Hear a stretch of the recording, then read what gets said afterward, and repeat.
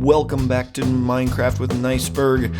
I am Niceberg and we are here in our ocean monument. Now, between episodes, I have been pretty busy. This is the one that is closest to our base, and I've been pretty busy emptying the monument of all of the water, using our sponges to do that, and it is empty, and so that is excellent. That means that we can move around in here without any too much problem. We've got no guardians spawning inside the monument anymore, and we can do whatever it is that we'd like in here. And so I am planning to go ahead and eliminate all the walls, take out all the walls in here, and get all of these blocks and just have like an open, clean floor at some point in here, and have the exterior of the walls there. Right now, though, I do want we're going to go play with our villagers just a little bit here at the beginning of the episode, because I do not want to break these lanterns without Silk Touch. These sea lanterns are great lighting tools, but they do not stay as sea lanterns if you break them with something other than Silk Touch. So we're going to have to run back home and see what's going on with our villagers and see if we can't get ourselves a Silk Touch book. Since we need a Silk Touch book, I needed some more villagers, because all of the villagers that I have currently have professions. And so I went ahead and expanded our little villager room here, added 4 more beds, and they've already given us 2 more babies. So that is perfect. That's all we could hope for at this moment. Now we just got to wait for them to grow up, and we can add our workstations for them. But I'm realizing that we're going to need a lot more villagers as we think about trading. As we think about maybe needing an iron farm, and this setup is not really conducive to actually getting villagers out of this space and into other places, whether it's a trading hall or for an iron farm. So I think it's time for us to start thinking about a villager breeder, and in the morning, let's go scout a location for it. So villager breeders in Java are pretty easy, and there's only really 2 considerations that we need to make. First of all, the dress of the villager. So the way a villager is dressed is basically based on 2 things. One is how the parents are dressed, what biome they came from, and what biome they're breeding in. So in this particular biome of a birch forest, we're going to possibly get either jungle villagers or savanna villagers, because those are the 2 kinds of parents that I've got. Or we could potentially get just a regular old plains villager with the brown robe, and because of the biome that we're in. So we've got 3 possible villagers that we could get. And I'm not going to lie, I kind of only want jungle villagers. I love these guys' outfits, and so I think we should go ahead and create a whole village full of jungle villagers, trading hall village full of jungle villagers, iron farm full of jungle villagers, which means that we need to set our breeder up in a jungle, and we need the 2 parents that we pick to also be dressed as jungle villagers. So that guy right there would be a perfect parent once he grows up. And hopefully these guys will give us 1 more jungle villager, and we can steal those 2 as the parents. However, we're going to have to put it in a jungle, which means we're going to have to go over here somewhere. This is the sparse jungle where we found our first zombie villager, and he was a jungle villager, which means that the villagers in this area should then generate, whether as zombie villagers or through birth, as jungle villagers. So if we get 2 parent jungle villagers over in this space here somewhere, and breed them up, they should always produce jungle villagers. So we just need to pick a place over here where it would make sense for us to easily put a little a little village breeder. And it's not really going to take up too much space, so I don't think it matters too much where we put it. Although I do plan to make it both an infinite breeder and potentially a bone meal farm at some point. And we'll talk about how we're going to do that in a little while. So I think it might make sense for us. We need the breeder to actually drop down a little bit. So I think it might make sense for us to kind of build the breeder part over this little ravine right here. Villagers can drop down there, hang out there. Let's go get a chest. Let's go get some resources and kind of put together the things that we need for the villager breeder.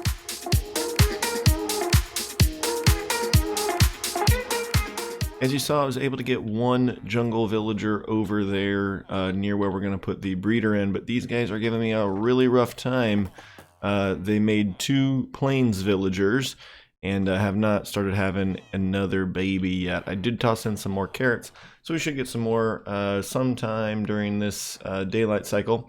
But I did fortunately get a Silk Touch villager, so we're going to go throw that on the efficiency pick, and that's going to let us go down back into the ocean monument and get some sea lanterns, which is what I'd really like to use for lighting over near the villager breeder. Well, my plan today was to put together our villager breeder, but I'm having problems getting a second jungle villager.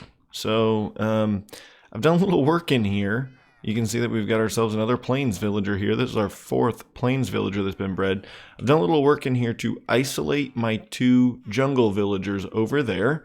So hopefully they'll stay over there. And I think one of their beds is that one. So I'm going to cover it so that they can't get access to it. And I think the other one is this end. So I'm going to cover that one. And hopefully that will help us get the access to the jungle villagers that we need. I'm crossing my fingers anyway and hoping. So I'm gonna have to hang out and see if I can get those villagers to do what they're supposed to do, right? Until then, I'm gonna go ahead and get started instead on our iron farm. I do have 3 villagers ready to go. And the iron farm, I decided I was going to put over here, kind of between our base and where we're going to put the villager breeder. And it's going to be in the birch forest. Hopefully that way, if we want to expand it, we've got room all around it. You can see I got 3 villagers in those 2 huts there. And this is going to be the center of our first iron farm here in this world. So I'm going to go ahead and get the ground here ready to go. We'll get a little design in for our farm, and then we'll have to work on getting our villagers and our zombies in the right place.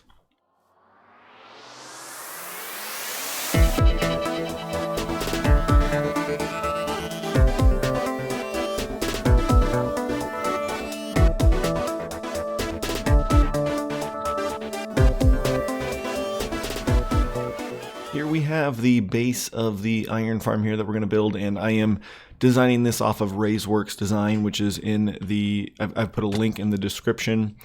The base of our iron farm is coming together here using a combination of copper and the various types of prismarine that we got from the ocean monument. And the challenge here is going to be right here over the chest, because we're going to need stairs here, which means that I've got to extend the copper stairs twice, which is a little bit of a bummer, but that will work out just fine. I am so excited. I did not know that you could make dark prismarine stairs, so we're able to keep the pattern and everything. So that is fantastic. And when we look from the top, we see that same pattern as well in the middle there. Now, I don't know for sure what I'm going to do with the copper. I think I'm going to let it fully oxidize and see what that looks like, and then we'll go from there. So here's what needs to happen on the inside here, and I'm going to pop bricks in these 4, and then a gate there, a gate there, a gate there, and there. And I'm realizing I'm 1 gate short. I actually need a gate on that dark prismarine right there. So give me just a sec. And a gate there. And so we'll open all of those up. And this is just me being kind of neurotic. It actually doesn't matter which way they open, but I want them all opening in. We'll put those there, and then we'll put a bucket of lava in those bricks right there. And now any golems that spawn, they'll come in, they'll drop in, and they'll get pushed over into that corner where they'll die from the lava, and their goodies will drop into the chest there. Similar to our first zombie villager, I had to find a zombie that would hold something because I don't have any name tags right now. So I was able to do that, but now the problem is I've got like 6 or 7 zombies coming after me, and I really need to thin this herd mostly just so that I can save myself. So you can see that we've got this guy, and I actually want this one who's in the armor because he will survive some potential daytime if something horrible were to happen and I was unable to get this all done. So this is the way that I find easiest to do this. You build a little thing here because it can be a challenge to get them into the cauldron, and then close the gate when you can. There we go. And then you just drop a bucket of water right... Oh, supposed to drop it right there. And they fall out. Now, I hope that I am not letting them escape. Beautiful. Alright, so they are caught in there now. And I should be able to manage getting that one in there. And again, he's wearing... This is actually perfect. He is wearing a helmet, which means he won't burn in the sun.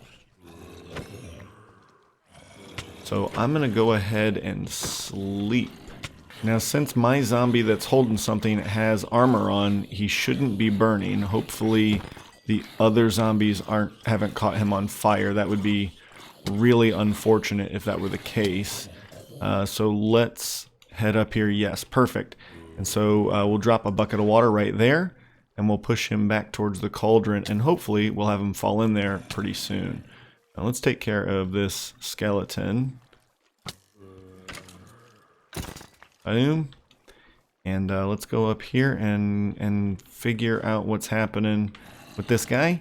We'll get him squared away. Hopefully it won't take too long.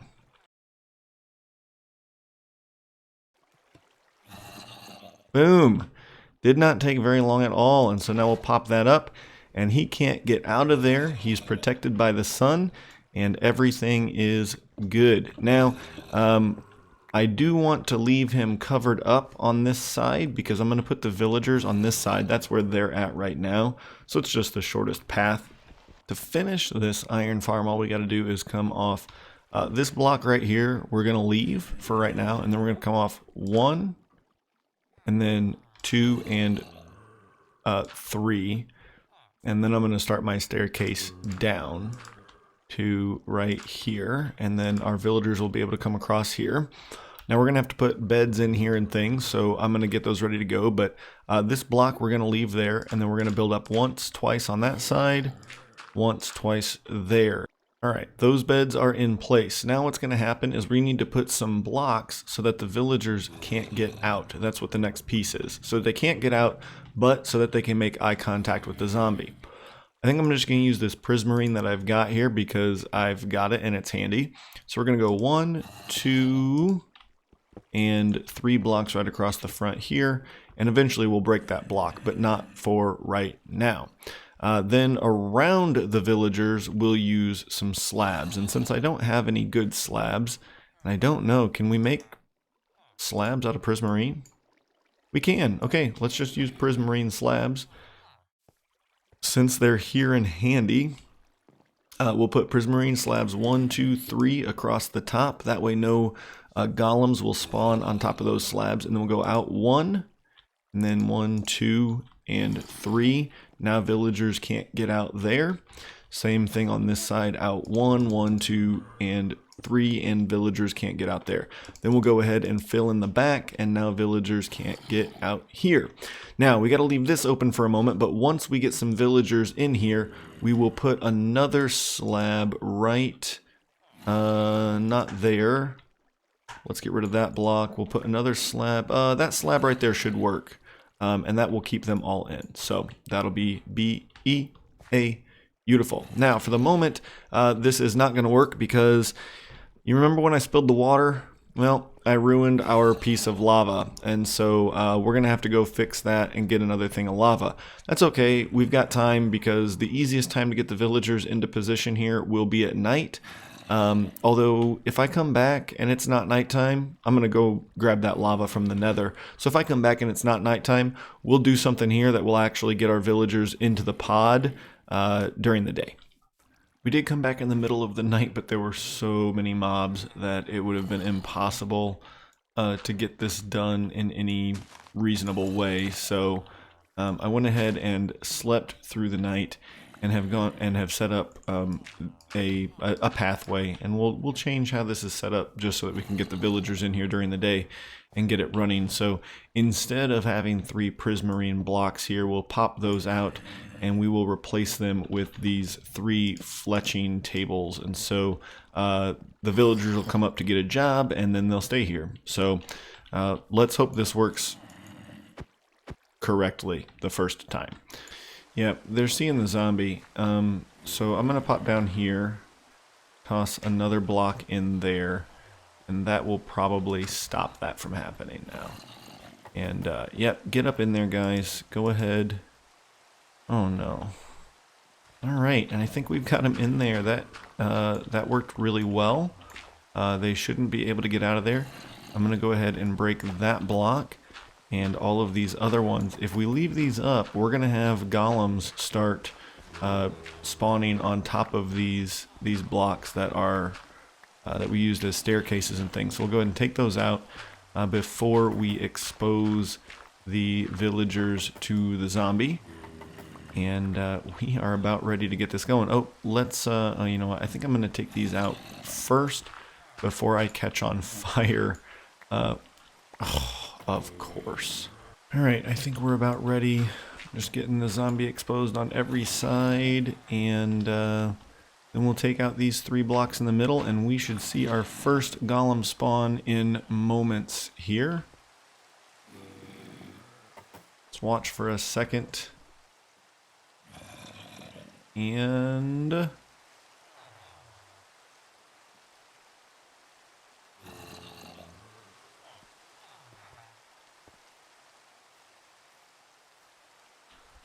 nothing. Now, I forgot, when I said we should see it in any moment, I forgot that the villagers do need to have slept in the last 24 hours. And since these 3 guys have been sitting in boats for a while, we're going to need to wait for the first night to come before we start to see iron golems actually spawn. So while we wait for nighttime, I am going to go ahead and clean up these huts, and then we will wait, hang out here, and make sure that we've actually set things up right once they've met the requirements for golem spawning.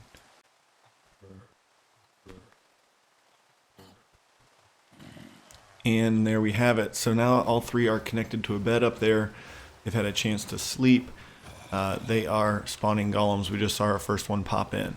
So that is beautiful and perfect. And now we are going to have unlimited iron for the rest of the series, which is amazing. And there we've got iron and poppies. At some point we'll need to do a little separation system here. Making sure that we get poppies separated into one thing and iron separated into another, so that we can get some bone meal from those poppies. But as we sit and wait for just a little while longer, we should see another golem spawn here in maybe the next 30 seconds or so. And there he is. So you can see he's spawning kind of off the side, but the zombie lures him into the middle, and the water, he'll get caught in one of the water streams, and that'll push him over the edge. So no matter where he spawns in the radius that the villagers can spawn, he's going to walk in toward the zombie and get pushed in, which is the beauty of this simple little farm. Again, with all of the resources and things ready to go, if you had a name tag for the zombie, you got your villagers bred up and ready to go, this thing takes no time at all to set up. So I highly recommend using it in your own world. Now we could make this maybe a little bit more efficient by putting slabs along the top of this, and we may come back and do that. But for right now, I'm pretty pleased with it as is. I think I'm going to go ahead and make sure we sleep so that we don't die here in this nighttime. There you have it, a beautiful little Java iron farm. You can see it is working like crazy. Another golem just spawned while we were standing here. We got about 30 or so iron in the chest down there.